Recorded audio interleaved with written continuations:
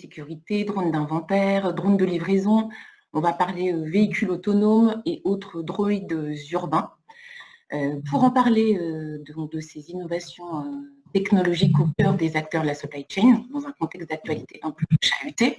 Donc pour en parler, Jean-Yves Costa, vous êtes directeur adjoint des solutions logistiques, ASI Drone pour le Hardis Group, vous avez à vous un client utilisateur, donc Adrien Gislin, bonjour. Vous êtes responsable projet et aussi, on va en parler, responsable des innovations chez Logs. Nous avons à nos côtés Vincent Talon. Bonjour Vincent, ça va? Bonjour. De Twinswheel. Et on a également Grégoire Thomas, qui est directeur général adjoint, qui est tout sage. Ça va Grégoire ce matin? Bonjour, très bien. Il va nous parler d'Azure Drone. Alors, pour commencer, après ce tour de table, donc avant de donner la parole d'abord à Grégoire Thomas et d'en savoir un peu plus sur Azure Drone, on va vous montrer donc quelques images. On a choisi d'être concret direct. Vous connaissez la chanson, on a tous fait des zooms pendant ce confinement. Donc, on va d'abord vous passer un petit film qui va vous montrer une mise en situation. Et ensuite, Grégoire, on revient avec vous. Avec plaisir. Breakthrough technology requires vision. To develop it, ambition, passion, and collaboration. But to entirely redefine established practices, you need to go above and beyond. Massive investments in research and development, extensive knowledge of strategic issues, and perfect mastery of industrial processes. All of this makes Azure Drones one of the world leaders in the autonomous drone industry, making our vision a reality.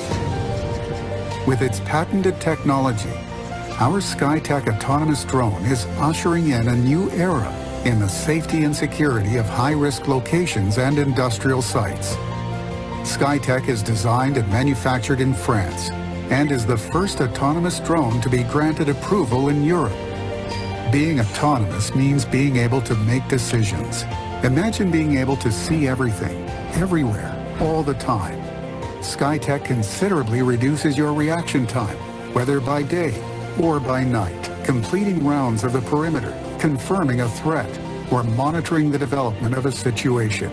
Your teams work in greater safety, and the information you receive is more complete and more accurate. Being autonomous means being able to take action. Imagine having a drone that was exceptionally easy to operate. With SkyTech, drone pilot training is a thing of the past. It can be piloted remotely by your teams and is easily integrated into your security system. The autonomous drone will become a strategic and operational asset, optimizing your efficiency and your cost effectiveness, all while legitimately reducing your risks. Being autonomous means having the means to fulfill your ambitions. With SkyTech, you will be using the most advanced autonomous drone technology, operational on sites across Europe and around the world, with a French-certified industry leader knowledge and technical support. Azure Drones. Assess. Anytime, anywhere.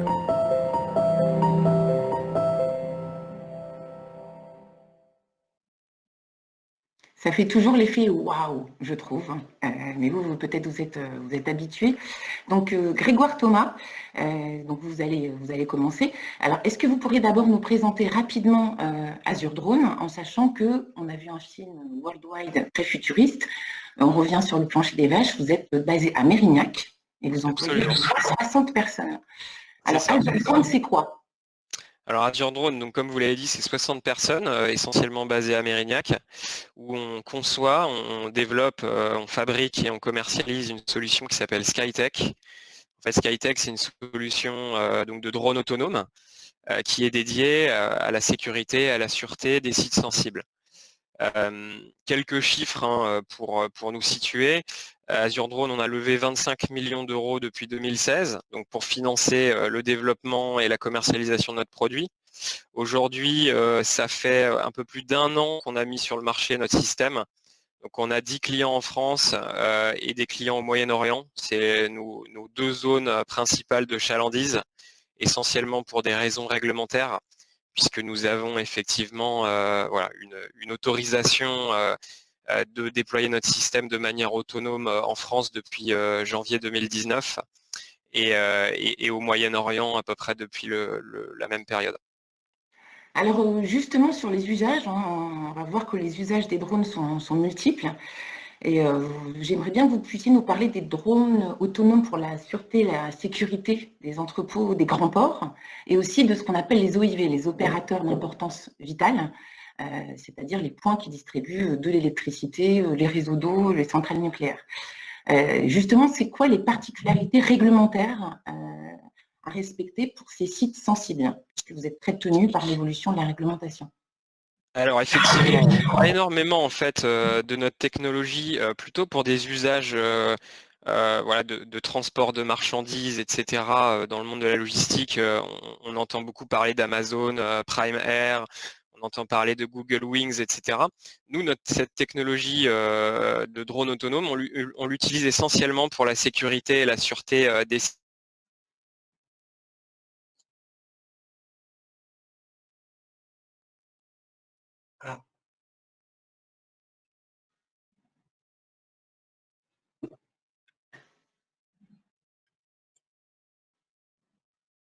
Je ne sais pas, Grégoire, si c'est votre connexion.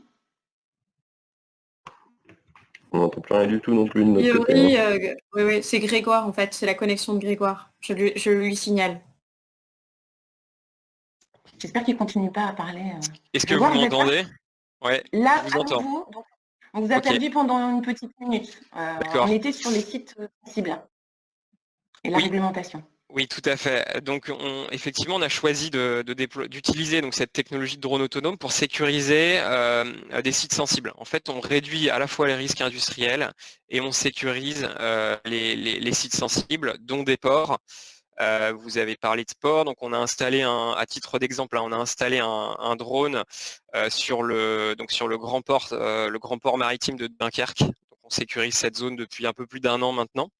Donc on a une solution qui est en déploiement commercial. Hein. On n'est plus, entre guillemets, on n'est plus dans l'innovation, on n'est plus dans l'époque. On a une offre essentiellement de leasing de longue durée sur des contrats de 3 à 5 ans avec nos clients.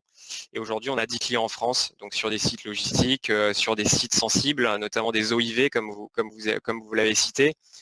Donc on pense notamment à des sites liés à la production d'énergie, au transport d'énergie, etc., etc. Et on est dans un contexte réglementaire qui est bien particulier. Pour ceux qui connaissent le monde du drone, il existe des scénarios standards qui ont été conçus par l'aviation civile française. Et en fait, on déploie notre solution en marge de ces scénarios standards. On a donc effectivement une autorisation spécifique qui nous permet de déployer la solution sans télépilote breveté, puisqu'en France, théoriquement, pour déployer des drones de manière professionnelle, il faut disposer d'un brevet de pilote qui est compliqué, coûteux et qui pose problème à nos clients en termes de maintien de compétences, puisque nos clients en fait opèrent notre système avec leurs équipes de gardiennage, donc des équipes de gardiennage qui sont peu qualifiées. Alors, qu'est-ce qu'on a, pour simplifier, qu'est-ce qu'on a le droit de faire ou pas avec un drone de sécurité au-dessus de la voie publique? Alors aujourd'hui, au-dessus de la voie publique, donc nous, dans notre stratégie, c'est ce qu'on appelle les applications de type Smart City, puisqu'on a des clients déjà au Moyen-Orient qui nous permettent de déployer nos solutions au-dessus des villes, donc dans le domaine public. En France, aujourd'hui, c'est impossible. C'est évidemment en discussion avec l'aviation civile et ça fait partie, je dirais, d'une roadmap qui devrait nous amener à pouvoir réaliser ce type de déploiement dans les prochaines années. Et c'est vrai qu'aujourd'hui, ce qu'on a le droit de faire, c'est essentiellement de voler au-dessus de sites privés, sous contrôle d'accès, de jour comme de nuit, sans contrainte particulière, en fait, avec beaucoup de liberté. Et c'est vrai que le domaine public ne nous est pas encore accessible aujourd'hui en France. J'allais enchaîner une autre question, mais j'attends que vous reveniez, votre connexion est... Ah, excusez-moi, bon. Ok. Non, ça va, on va pas partir. Enfin, moi non, je reste là. Du coup, au niveau, alors là, on rentre un peu plus dans les détails en fait de la solution elle-même. Au niveau de la charge utile et de l'autonomie, Ça en est Alors aujourd'hui, il peut encore évoluer parce que ça change assez rapidement. Alors aujourd'hui, on a développé un vecteur qui met pas forcément l'accent sur la charge utile, puisqu'en fait, on embarque essentiellement une caméra intelligente qui permet de capter des images de jour comme de nuit. Donc on n'a pas besoin d'un gros payload, d'une grosse charge utile. Donc on a 500 grammes de charge utile. La charge utile, enfin le poids du drone étant essentiellement constitué par les équipements électroniques et les batteries, ce qui nous permet de faire évoluer notre drone pendant 25 minutes de temps de mission effective. Donc ça convient particulièrement bien au terrain de jeu qui est le nôtre, à savoir des grands sites industriels, puisqu'en général, les missions de levée de doute ou les rondes qu'on effectue de manière automatisée font moins de 10 minutes. Donc après une mission, on peut toujours redécoller, donc on n'a pas du tout de souci d'autonomie. Après, si on devait faire évoluer notre système dans des espaces beaucoup plus importants, on aurait un plus gros drone avec plus d'autonomie et plus de charge utile. Voilà, pour résumer. Donc pour être un peu orienté, comme on dit, utilisateur, l'idée c'est que ça s'insère dans un planning concret de quelqu'un qui surveille un entrepôt et pas spécialement d'avoir des durées d'autonomie comme ça un peu conceptuelles. Vous collez... C'est ça.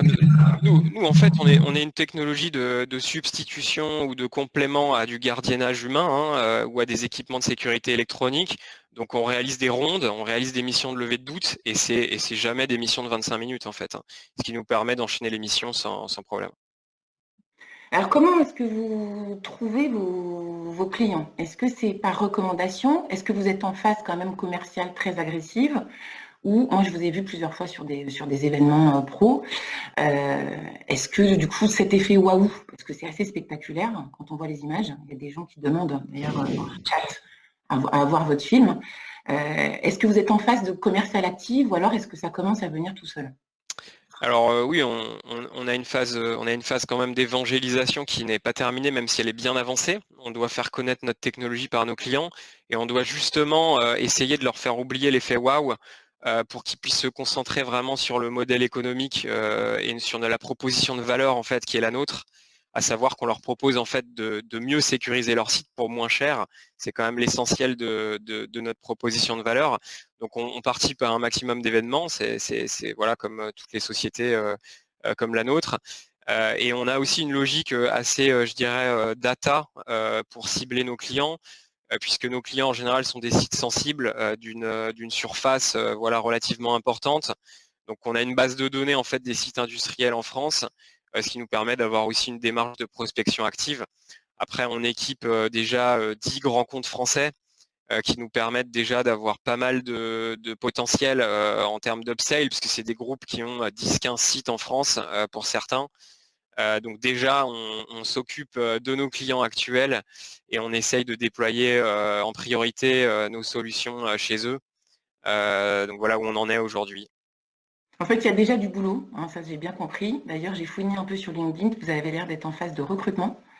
Oui, on recrute en production pour produire les systèmes, puisqu'on a un carnet de commandes qui est déjà bien chargé, et on recrute toujours des ingénieurs pour aller plus loin en termes d'intelligence artificielle, etc., etc.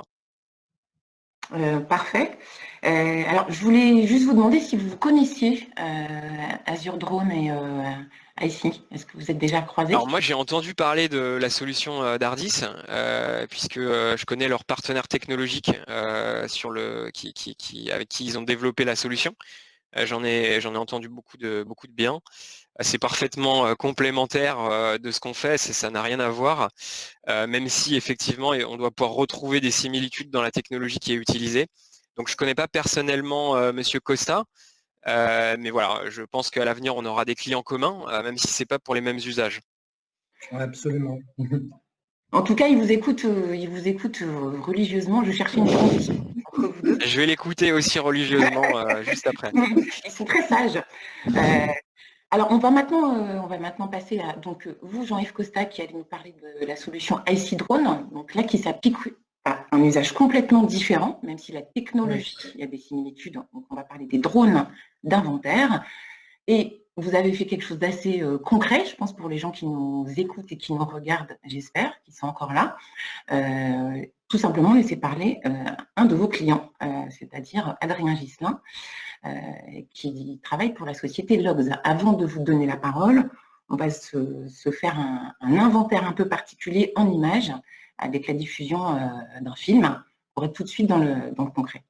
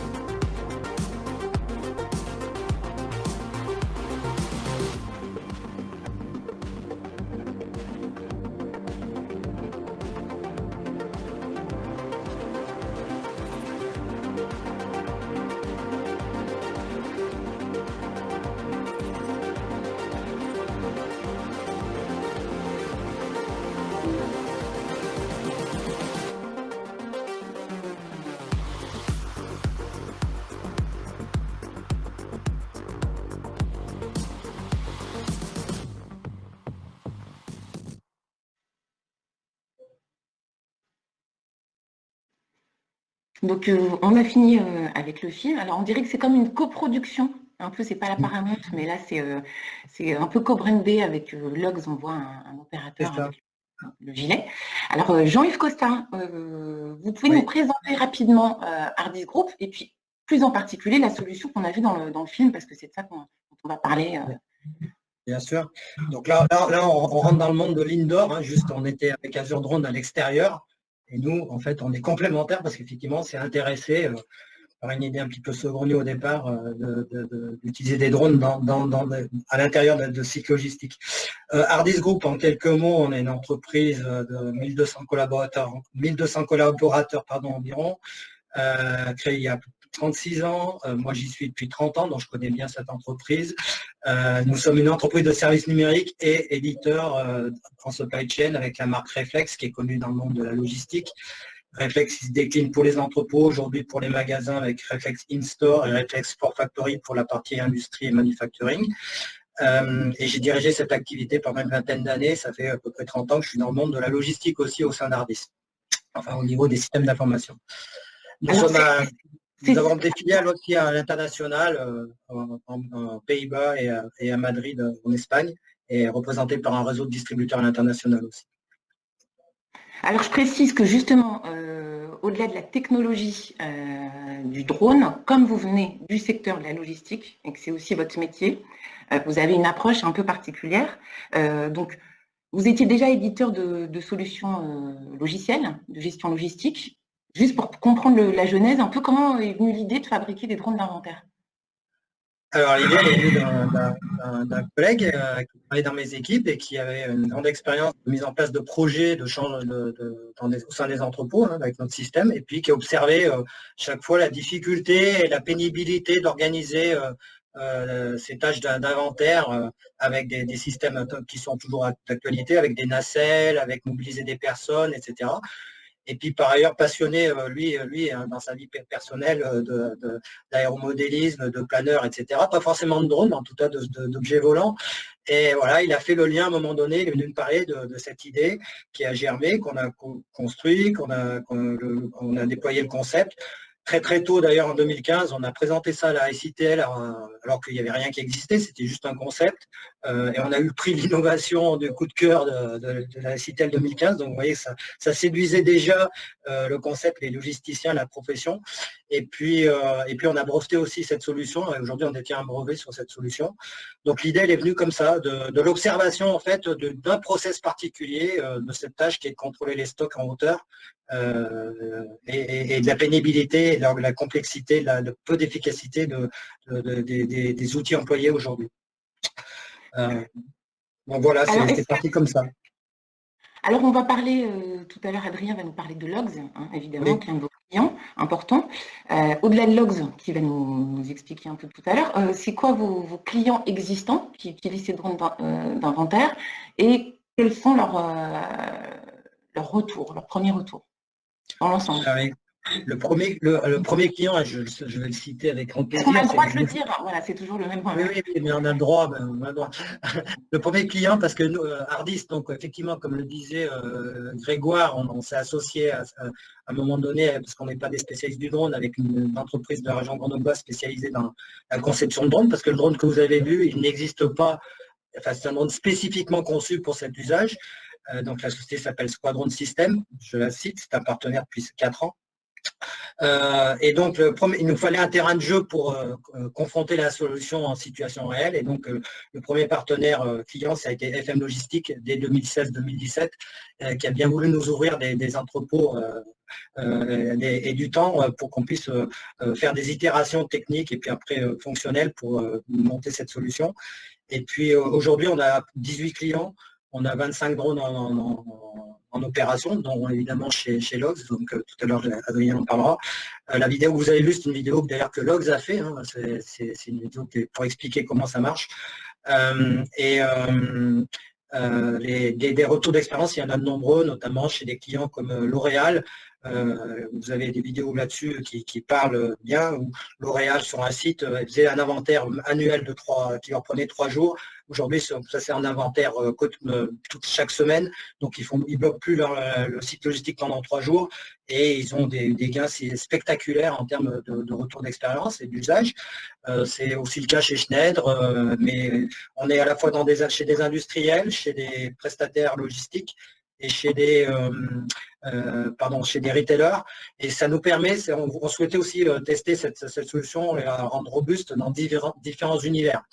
Parce que bien sûr, les prestataires logistiques, eux, ont la caractéristique souvent d'avoir plusieurs univers selon le client qu'ils opèrent, mais ça nous permettait de la confronter dans différents environnements pour vérifier qu'elle apportait bien la proposition de valeur qu'on était censé apporter à ces différents clients.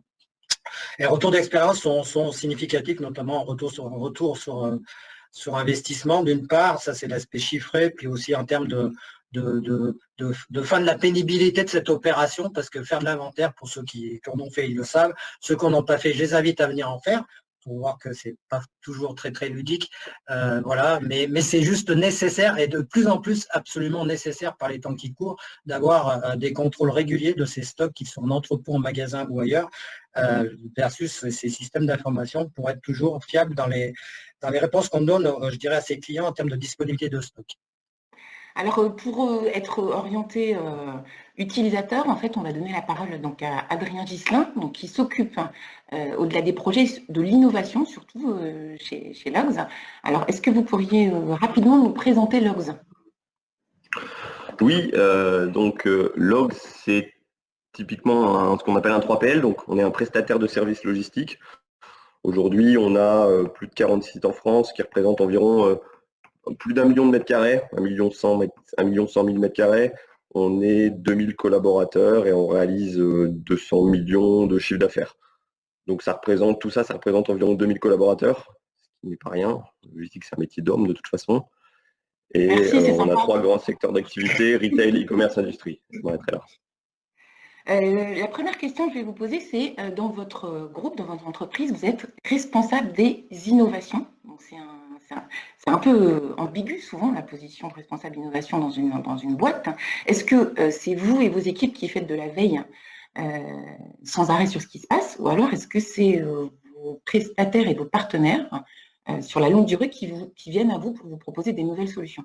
Et aussi, comment on fait pour convaincre sa direction d'investir dans l'innovation? On a créé un service innovation il y a 3 ans déjà chez Logs aujourd'hui. Donc je suis responsable de ce service Logs a la chance c'est un groupe familial qui est détenu en grande majorité par Franck Grimont-Prey, qui a conscience que la logistique va se transformer et que notre métier change et qu'il faut investir dans l'innovation. Donc là-dessus, j'ai pas trop de difficultés à convaincre. J'ai un PDG qui est convaincu, donc ça me facilite les choses. Donc vraiment, nous, notre travail, effectivement, notre but, c'est pas contrairement à Hardis ou à Azure Drone, de créer un produit. Nous, notre produit, c'est de faire de la logistique. Donc vraiment, notre service innovation, nous, il est vraiment de la veille, de l'analyse et du déploiement. C'est vraiment ça notre objectif. Et pour répondre à votre question sur la veille, on en fait, on en a fait beaucoup au début, on en fait moins aujourd'hui. Il faut savoir que c'est quelque chose de très chronophage de la veille parce qu'il existe beaucoup de solutions et beaucoup de partenaires potentiels. Il faut les identifier, donc on en fait. On la concentre, on va dire, sur les sujets les plus problématiques où on a le plus de remontées opérationnelles avec des difficultés. Mais on a aussi mécaniquement beaucoup de gens qui viennent nous voir, des sociétés, des partenaires. Et donc aujourd'hui, on va dire on fait de la veille, mais sur les sujets les plus importants, et le reste, c'est plutôt des gens qui viennent nous voir. Et on a aussi des partenaires qui nous aident aussi sur ce travail de veille et qui sont un peu un porteur de solutions. Alors, pour mieux comprendre en fait l'usage du drone d'inventaire dans votre entreprise, très concrètement, quels problèmes à la fois humains, à la fois organisationnels, ça résout? Et aussi, alors il faut forcément qu'on parle un peu du retour sur investissement, combien ça coûte et combien ça économise de jours hommes et d'erreurs potentielles. Alors, le drone, il répond à une problématique qui est la sécurité. C'est-à-dire qu'aujourd'hui, quand on n'a pas de drone, si on veut faire un inventaire, il faut une nacelle et des opérateurs. Donc ça veut dire du travail en hauteur. Ça veut dire forcément un risque. Donc aujourd'hui, le drone nous permet d'éviter ce travail en hauteur, ce qui est un premier point important. Il permet aussi d'être plus productif. Nous, on l'a estimé à 5 fois, je pense que dans le film, c'est précisé, on a estimé que c'était 5 fois plus rapide qu'un inventaire standard. Et il nous autorise aussi une automatisation par rapport à un inventaire classique. Donc c'est ces 3 facteurs-là qui nous ont permis de nous dire que c'était intéressant. En termes de ROI, alors chacun aura sa vision. Nous, chez Logs, on estime qu'à partir de, alors je vais parler de manière très logistique, à partir de 80 000 positions scannées, donc 80 000 au final étiquettes scannées, il y a déjà un intérêt du drone. Et il y a déjà un amortissement de la solution. Alors, ça va être spécifique en fonction de chaque particularité. Aujourd'hui, des sites, ça paraît énormément, 80 000 palettes, mais aujourd'hui, un site de 40 000 palettes, c'est pas si énorme, ou de 20 000 palettes. Si on l'inventorie 2 fois par an, on y est déjà. Donc, ça dépendra après beaucoup de chacun, mais le ROI peut être très rapide. Et nous, ce qu'on a fait, on dédie des drones, parce qu'aujourd'hui, on en a investi 3, on dédie les drones par site. On s'était posé la question au début de se dire, est-ce qu'on va avoir des dronistes, entre guillemets, des responsables d'inventaire qui vont se déplacer de site en site? On se rend compte que dès qu'un site fait plus de 15 000 ou 20 000 palettes, il y a déjà un intérêt de mettre des drones sur site dédiés. Alors, pour rentrer encore dans le concret de votre métier, quand j'ai fait l'interview pour préparer cette conférence-là, on a parlé des écarts de stock moyens quand les inventaires sont faits par des humains. Aussi compétents et performants soient-ils, comme on dit, l'erreur est humaine. Est-ce que ces drones d'inventaire, donc ça réduit ces écarts de stock moyens? Et ça, est-ce qu'on peut, je ne sais pas, c'est peut-être trop tôt, mais est-ce qu'on peut un peu le chiffrer en fait? Est-ce que ces écarts de stock, si mettons sur un entrepôt, il y aurait 2 inventaires dans l'année, ça peut représenter une masse importante? Alors, il faut savoir que l'inventaire par drone ne va pas, comment dire, on aura le même taux d'erreur, on va faire la même chose, on aura le même taux d'erreur avec un inventaire par drone ou un inventaire manuel. Le stock, on ne va pas améliorer la gestion du stock. L'inventaire, en fait, on va juste faire un inventaire différemment. Après, on peut imaginer, mais ça, on ne l'a pas encore chiffré chez Logs, en tout cas, améliorer la gestion de stock en faisant des inventaires plus réguliers, le fait qu'ils soient plus rapides, et donc forcément améliorer, identifier plus en amont les problématiques de stock et améliorer la gestion de stock de manière générale. Mais le drone va aider par la répétition des inventaires, mais pas à la gestion du stock qui reste là l'effet d'une bonne gestion d'un entrepôt classique. Alors, c'est quoi les conditions préalables en interne chez vous pour l'utiliser? Est-ce qu'il faut, donc, faut faire certainement des paramétrages, certainement aussi qu'il faut peut-être former des opérateurs? Est-ce que c'est vous qui le faites? Est-ce que c'est Hardis Group qui vient vous voir et qui fait des journées de formation? Comment vous faites pour la maintenance? Enfin, voilà, comment vous utilisez ces machines avec vos contraintes? Oui, alors la solution Hardis continue à évoluer, la solution IC, pardon, continue à évoluer. Aujourd'hui, on est sur quelque chose d'assez simple. On a une plateforme qui a été déployée il y a peu, avant le confinement, je pense, début d'année, qui s'appelle IC Cloud, qui nous permet de tout gérer sur cette plateforme. On a initialement formé des gens en partenariat avec IC sur la nouvelle technologie, mais aujourd'hui, on est quasiment à 100% autonome, à part sur des cas très particuliers, pour déployer nous-mêmes dans nos nouveaux entrepôts ou dans un autre site la solution drone. Et ça prend combien de temps de former quelqu'un?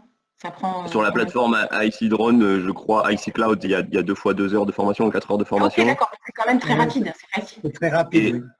Et ensuite, pour réaliser un inventaire, comme on est en indoor et qu'on n'a plus de GPS, on en parlait tout à l'heure, il faut simplement, en fait, avant de faire un inventaire, c'est ce qui est le plus chronophage, mais qu'on fait qu'une fois, mapper.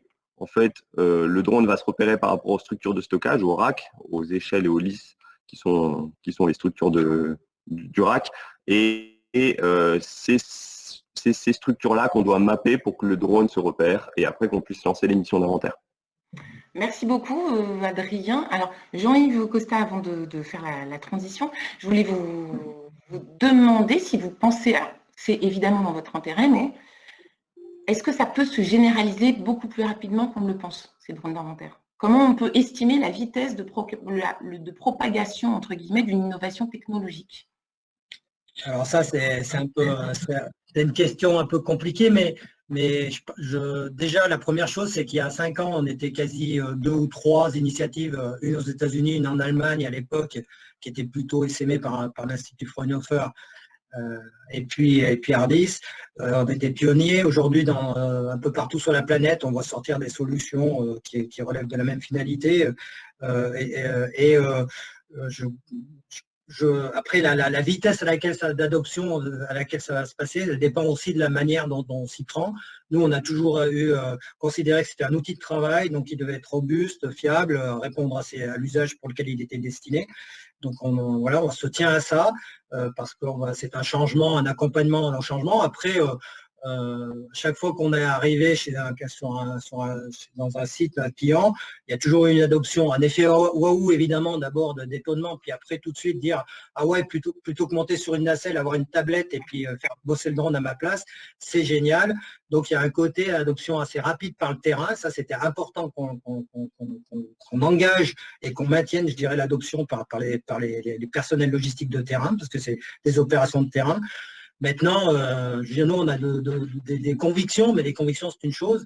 Moi, je pense que dans les 2 à 3 ans, je ne sais pas si ça va généraliser, mais en tout cas, ça va beaucoup se développer, parce que le drone en logistique, dans tous ces domaines, c'est quelque chose, toutes les études, je dirais, qui sortent au niveau mondial, attestent qu'il y a un vrai marché. Et derrière, je dirais qu'il y a un deuxième vecteur qui est, ce que je disais tout à l'heure, la nécessité d'avoir des stocks visiter beaucoup plus régulièrement et beaucoup plus juste. C'est-à-dire, quand vous avez une erreur que vous voyez arriver trop tard dans l'exploitation, souvent c'est des erreurs d'inversion, parce qu'une palette n'a pas été au bon endroit, voilà. Sauf que quand c'est dans l'opérationnel, eh ben, le coût n'en est pas tout à fait le même.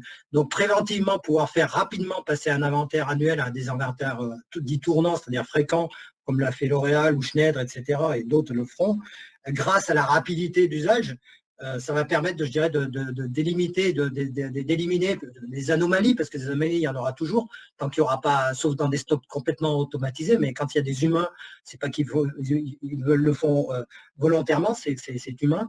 Et donc, détecter plus rapidement des anomalies pour éviter qu'elles arrivent au mauvais moment. Et ça, je pense que c'est aussi une nécessité, que ce soit d'ailleurs dans les entrepôts, dans les sites, parce qu'on est aujourd'hui dans des sites de manufacturing, chez Renault, chez Volvo Trucks, au bord de ligne de montage, où là, c'est pareil, tous les 2-3 fois par jour, les îlots de stockage bord de chaîne sont visités par le drone, et donc ils évitent la rupture de chaîne, ce qui est très préjudiciable, et que ce soit aussi dans des enseignes comme Ikea ou autres, qui ont des zones, je dirais, dans les magasins, qui sont des libre-services, qui ressemblent fortement à des entrepôts, et où ils ont la nécessité d'avoir un stock quasi quotidien, parfaitement juste, compte tenu de l'omnicanalité dans laquelle ils sont en termes de business. Donc, je pense que ces éléments-là concourent au fait que le drone a toute sa raison d'être, les solutions telles que la nôtre ont toute leur raison d'être dans le futur, dans les 2 à 3 ans, pour peut-être pas généraliser, mais en tout cas prendre une part de marché significative par rapport aux usages traditionnels avec des nacelles. On vous le souhaite en tout cas. Alors après Mérignac, on va aller à Cahors. Vincent Talon de Twinswheel. Vous êtes bien à Cahors? Oui, bonjour. Bonjour, ça va? Très bien, merci. Avant de vous donner la parole, on va encore se faire un film qui va nous permettre... Oh, pardon, on va regarder un film, excusez-moi. Et on va passer... Alors, on a fait du outdoor, indoor, on retourne à l'extérieur. Et cette fois, on est avec des droïdes urbains et des véhicules un peu particuliers. On regarde les images.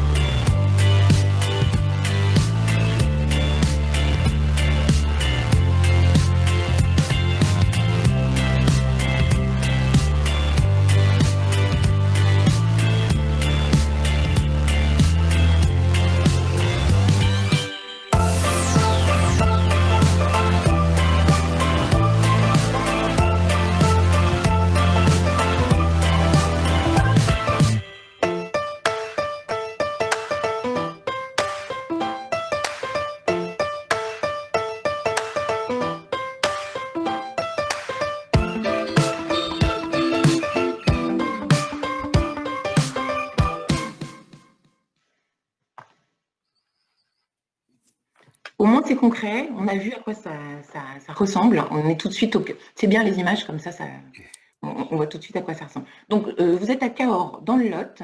Je crois que vous avez commencé à développer ce droïde fin 2015-2016. Et en 2017, boum, vous êtes au CES de Las Vegas. Bon, donc, ascension fulgurante. Et là, je crois qu'aujourd'hui, vous employez 24 personnes, c'est ça? Oui, exactement. Donc, Twinswheel, aujourd'hui, c'est 24 personnes, en fait. Le projet est né, en fait, d'un besoin de déplacer de la pièce dans nos entrepôts, dans nos petites usines où on fabriquait de la pièce pour l'automobile, l'aéronautique et le militaire. On ne trouvait pas de solution à des prix abordables. Alors, on parle en 2015, 2014-2015. Donc, on a décidé de développer avec notre cofondateur, qui est mon frère jumeau, Benjamin.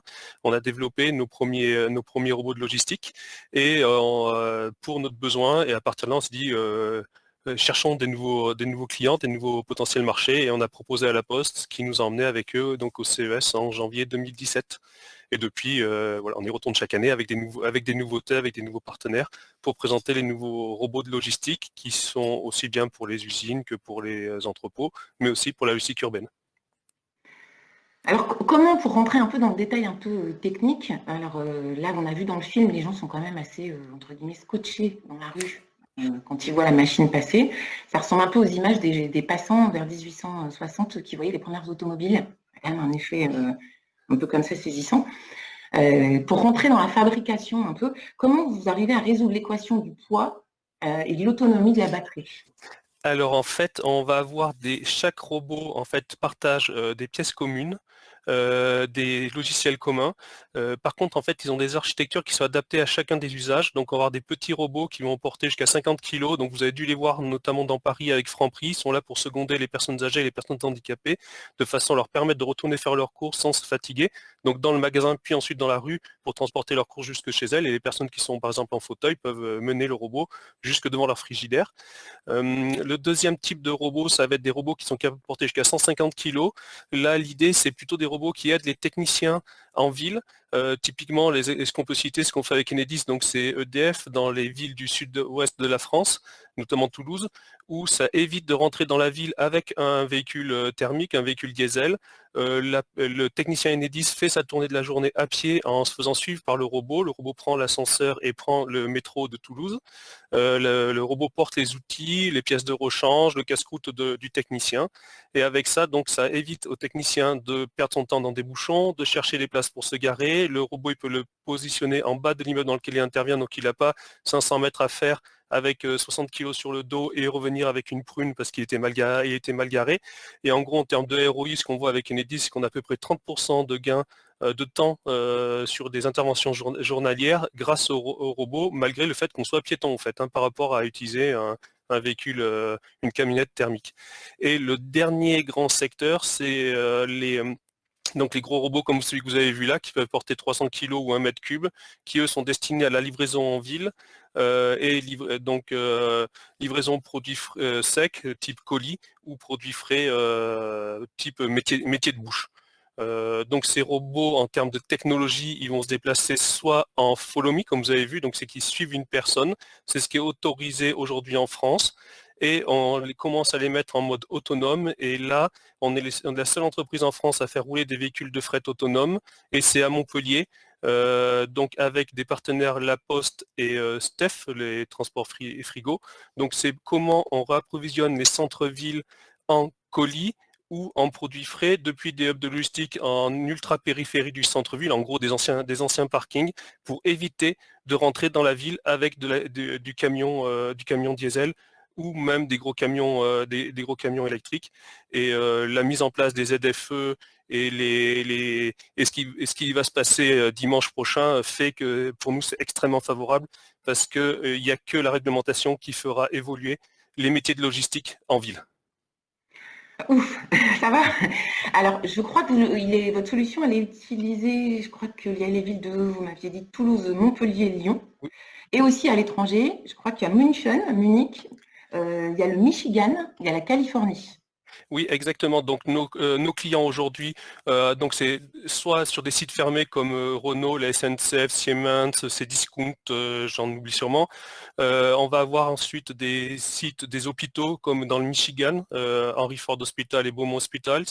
Et puis on va avoir sur des sites la ville.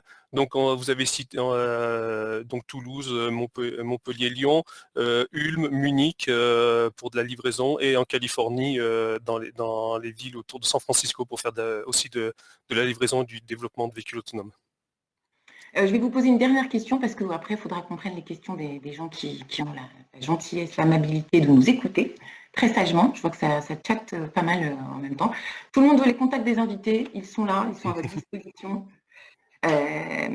Alors, vous, quand même, vos prospects, vos interlocuteurs, c'est quand même les collectivités locales, beaucoup. Est-ce que là, j'ai joint l'économique, l'innovation et la politique, pour les élus des collectivités qui voudraient clairement afficher leur volonté un peu de décarboner la livraison en ville, est-ce que c'est pas une super carte de visite?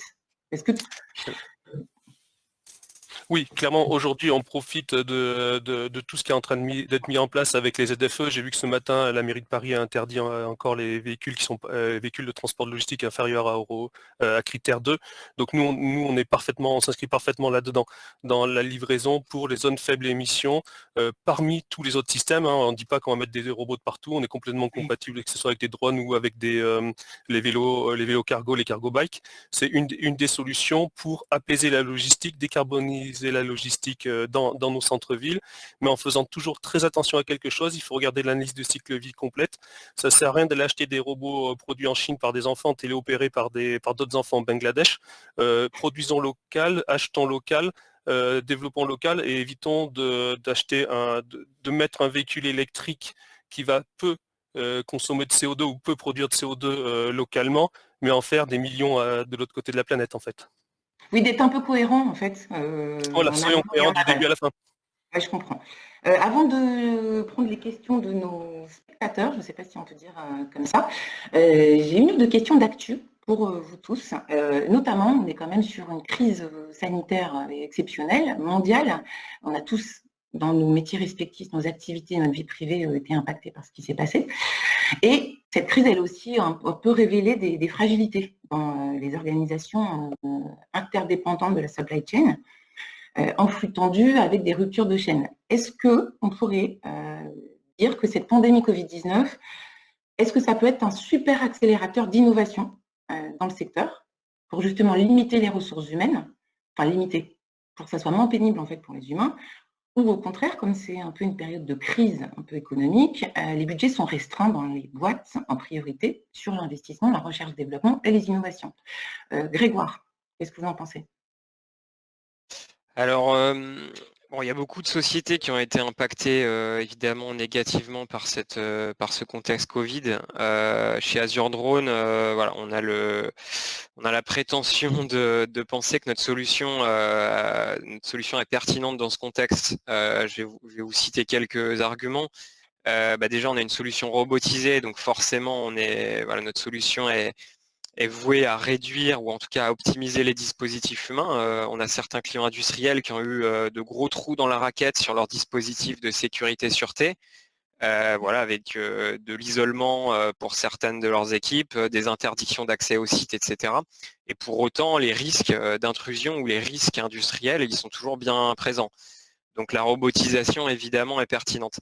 Après, Azure Drone aussi, si on était encore à la phase POC, / POV, donc preuve de concept ou preuve de rentabilité, on aurait forcément des problèmes puisque les budgets d'innovation ils vont nécessairement être impactés. La chance qu'on a, c'est que la phase POC-POV, elle est derrière nous et elle est derrière nous. Donc aujourd'hui, on a déjà une preuve de ROI. Pour donner quelques chiffres, quand on installe un système chez notre client, c'est environ 100 000 € d'économie par an pour lui. Donc dans une logique de réduction des coûts, c'est évident qu'on peut tirer notre épingle du jeu, les coûts indirects étant les premiers impactés. Donc tout ce qui est budget de sécurité sûreté, donc c'est pas des budgets qui sont stratégiques, c'est pas des dépenses stratégiques et c'est les premières qui vont être slashées par les grands groupes industriels. Donc voilà.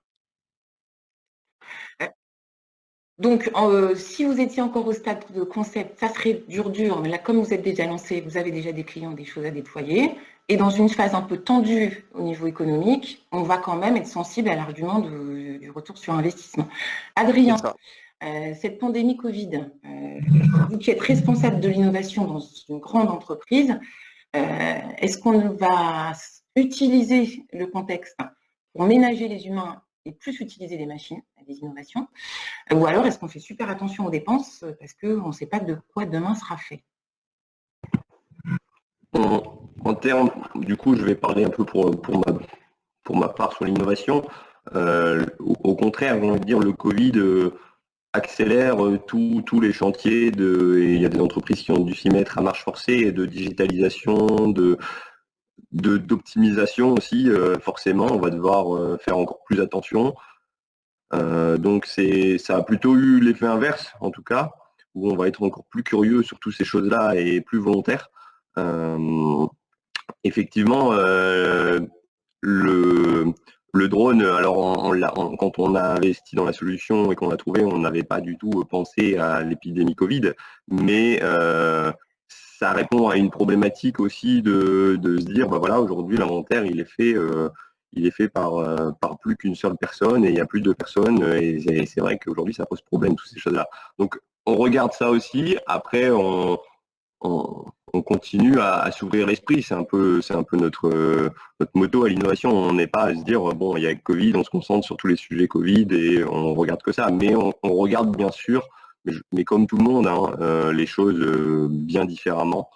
Après nous, ça n'a pas du tout ralenti notre volonté et l'innovation, nous on souhaite aussi qu'elle soit rentable et donc ça, déjà avant le Covid, l'idée c'était pas d'investir à perte dans n'importe quoi. Donc on a un budget pour faire des tests et tout ça, mais l'idée c'est quand même de trouver des solutions qui sont viables dans le temps. Vincent, sur ce contexte d'actu, opportunité pour vous faire mieux entendre auprès des élus, difficultés de production et de distribution à cause de la pandémie? Enfin, Oui, oui, exactement. La crise du Covid nous a forcément, avec nos robots qui permettent d'augmenter la distanciation sociale, ça a un intérêt, et d'apporter du service aux gens, clairement. Mais ce que je veux surtout dire, c'est que quelque part, une société n'a d'avenir que si elle innove. Alors on peut innover pour du ROI, mais on peut aussi innover pour le développement durable, pour des questions écologiques et autres. Et quelque part, voilà, il faut forcément innover. Et quand je dis société, j'entends entreprise, mais j'entends aussi société France, en fait, Europe.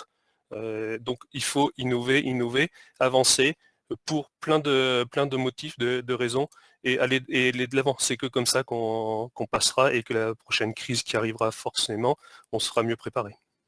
Jean-Yves, au niveau des oreilles en ce moment qui sont assez tournées sur les problèmes les questions de livraison et d'approvisionnement, est-ce que ça peut être une chance pour aller plus vite, s'il nous arrive? Alors, je ne sais pas si c'est une chance, parce que c'est un peu compliqué d'employer ce terme-là, mais en tout cas, cette période qui s'est ouverte et qui était improbable il y a quelques mois encore, et qui peut se reproduire d'ailleurs, je pense qu'elle est claire, et en tout cas, elle fait prendre conscience à beaucoup d'organisations, d'entreprises et autres qu'il faut soit rendre plus robuste encore, je dirais, et soit accélérer un certain nombre d'initiatives qui avaient été peut-être un petit peu mis en priorité basse pour pouvoir réagir, être plus performant, plus flexible, plus agile. Enfin voilà, tout ça on entend en large en travers. Et toutes les solutions qui visent telles que la nôtre, moi je rejoins tout à fait ce que dit Grégoire tout à l'heure, nous on n'est plus non plus au stade d'apporter des preuves, on est au stade maintenant du déploiement, du développement de la solution, mais dès lors que vous apportez une solution qui va rendre l'usage plus sécurisé, un bien-être au travail, et en même temps une performance mesurable, et donc des gains économiques facilement mesurables, je dirais que vous avez toute chance que l'investissement se fasse. Donc je pense qu'il y a un temps aujourd'hui un peu de sidération des entreprises, de bilan qui est actuellement en train de se faire. Et puis ensuite, celles qui sont bien orientées, je dirais, repartiront très vite vers des investissements pour les rendre encore plus performantes. Parce que la concurrence, quoi qu'on en dise, elle reste mondiale, et il est urgent d'être digitalisé, d'être bien équipé, et de pouvoir réagir très très vite face à des situations improbables telles que celles qu'on vit aujourd'hui. Merci beaucoup. Je presse le pas parce qu'on a tout un tas de questions. Il va falloir répondre, messieurs, de façon concise. Alors, je vais prendre la question de Christophe Bernard Pinault, qui est PDG de Innopolis, et qui demande: existe-t-il des drones autonomes, c'est précis, permettant de porter une charge comprise entre 500 kg et 1 tonne sur une distance de 150 km? Alors, je pense que je me permets de répondre. Je pense que techniquement, c'est tout à fait atteignable. Après, la route est longue pour que ces opérations puissent se faire en toute sécurité, insérées dans l'espace aérien où l'aviation générale est quand même bien présente. Donc pour moi, c'est quand même du moyen long terme. Après se pose la question de la rentabilité de ce type de drone cargo. On appelle ça des drones cargo. Voilà, le modèle économique n'est pas encore limpide à mon sens, mais c'est évident que c'est des sujets qui sont en développement chez Airbus. Il y a des sociétés chinoises comme Ehang qui travaillent activement sur ces sujets-là, qui ont des prototypes fonctionnels. Merci bien, Grégoire. Une autre question de Franck Probel, qui est chargé de mission chez SATM.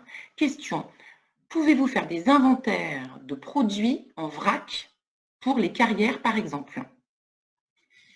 Alors, je pense que ça s'adresse plutôt à moi. La solution, elle n'est pas faite pour ça, pour l'instant. Donc, dans une évolution future, pourquoi pas, mais en tout cas, on n'a pas étudié ce genre de sujet. Pour l'instant, elle est faite pour être travaillée en indoor et en facial, en fait, de paletier ou de rack. Parce que le système de déplacement, vous l'avez vu, le drone est hyper stable, mais il s'appuie sur cet aspect, sur cette architecture, sur cette infrastructure, pardon, des sites logistiques ou des sites industriels. Et donc en outdoor aujourd'hui, on n'a pas fait vraiment de tests ou d'essais, et c'est pas la vocation première de cette solution. Jean-Yves Costa, je pense que ça peut être une autre question pour vous. J'ai une question de Jean-Christophe Lecorvic, qui est chargé de mission dans une collectivité à la Dréal, Bourgogne-Franche-Comté, qui demande combien consomment d'électricité les drones, ou l'inverse. Combien les drones consomment d'électricité? Alors, ils consomment des batteries comme les drones d'Azure Drone. Et donc, aujourd'hui, on est dépendant de la technologie des batteries. La batterie, c'est un élément structurant de la conception d'un drone. Et on a à peu près le même temps, je dirais, ça dépend de l'utilisation, mais on a 15 à 20 minutes de temps opérationnel de vol avec une batterie. Et nous, quand on livre une solution avec le drone et les logiciels qui vont avec, on livre un pack de batteries, en fait, de 6 batteries qui permettent d'avoir une autonomie, plus des chargeurs, évidemment, et donc d'avoir une autonomie de 2 heures si toutes ces batteries sont bien chargées en termes d'usage. Voilà. Donc, il y a Monsieur Franck Pourchasse, qui est consultant chez KZ, qui nous demande qu'en est-il de l'usage des drones, c'est peut-être pour Adrien cette question, qu'en est-il de l'usage des drones dans les entrepôts à température négative? On peut faire le froid ou pas? Alors, aujourd'hui, Logs n'a pas d'entrepôt à température négative, donc je vais laisser... alors, je ne sais pas je vais répondre. On a beaucoup de sollicitations, de beaucoup de demandes dans le domaine, de sociétés qui travaillent dans ces environnements-là, où l'inventaire, effectivement, en froid négatif est vraiment pas simple. On a fait 2-3 expériences, mais parce qu'on se trouvait sur un terrain où on pouvait le faire. On n'a pas encore réellement testé la solution dans ce type d'environnement. On sait que ça apportera une vraie valeur ajoutée claire par rapport, encore une fois, aux difficultés qui sont de faire de l'inventaire dans ce type d'environnement froid négatif. Ce sera une évolution de la version. Il va falloir qu'on teste, je dirais, comment le drone se comporte d'une manière très, très, très claire, notamment au niveau de l'électronique, au niveau de la lecture aussi, hein, des informations avec les lecteurs, code barre. Donc voilà. Donc ça fera partie de tests futurs qu'on va faire sur la solution. Très bien. Encore une question pour vous, Grégoire.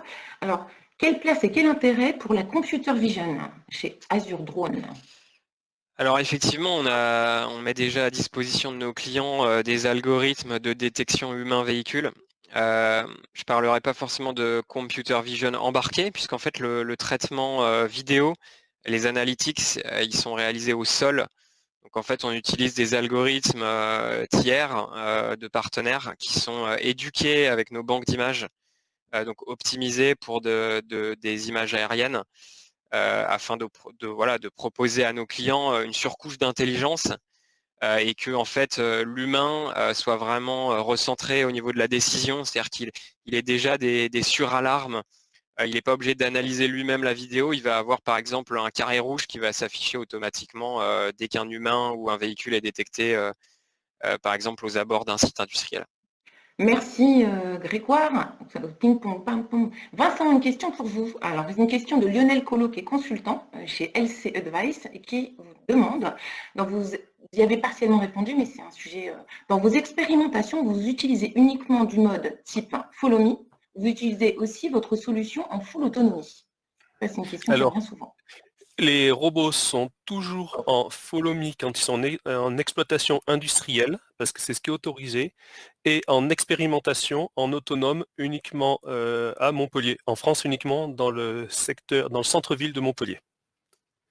Parce que on est en train d'écrire la réglementation avec les différents ministères. Encore, il y a plein de questions, hein. Il nous reste 2 minutes.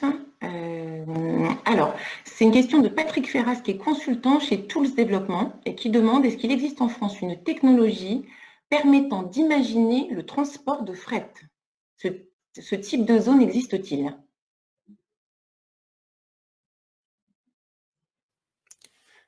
Vous parlez par drone ou par terrien ou aérien? Patrick Ferraz, qui nous écoute encore, je pense. Moi non plus, je ne comprends pas super bien la question, pour être honnête. Le fret, le transport de fret et les drones, est-ce que... On en a parlé tout à l'heure vis-à-vis du drone cargo. En tout cas, pour ce qui est aérien, c'est sûr que les couloirs aériens et pour du transport par drone, ils n'existent pas encore. Peut-être qu'ils existeront un jour. Je demande quand même à valider entre guillemets le modèle économique. Mais pourquoi pas un jour? En tout cas, c'est pas du court terme, c'est pas forcément du moyen terme. Ok, j'ai monsieur le directeur de Heineken qui nous demande quels paybacks ont été constatés sur ces innovations technologiques. Vous y avez partiellement répondu. À 1 an, à 3 ans ou à plus long terme? Moi, je vais parler pour la solution IC. Notre objectif, et parce qu'on connaît bien le milieu de la logistique et des logisticiens, qui recherchent des innovations qui soient mesurables et économiquement rentables, on vise des payback à 12 mois, voire inférieurs. Après, pour calculer le payback, tout dépend d'un certain nombre de paramètres. Mais on est sur cette maille-là et on n'est pas sur des projets d'investissement d'années. Et donc, tout à l'heure, c'est ce que disait Adrien, ça dépend de l'usage aussi qu'on en fait, hein, c'est évident. Merci beaucoup de votre attention. On m'a chargé aussi d'être le maître du temps. Donc, même si c'est très intéressant, je vous remercie tous les quatre. Jean-Yves Costa de Hardis Group, Adrien Ghislain de Logs, Vincent Talon de Twinswheel, et on salue votre frère jumeau, votre binôme, au passage, et Grégoire Thomas de Azure Drone. Pour les gens qui nous écoutent, merci beaucoup de votre attention. Et évidemment, vous pouvez poursuivre, en savoir plus, parce qu'il reste tout un tas de questions sur les innovations technologiques. Je vous souhaite une bonne journée. Et puis, bonne suite de e-salon. Au revoir. Au revoir.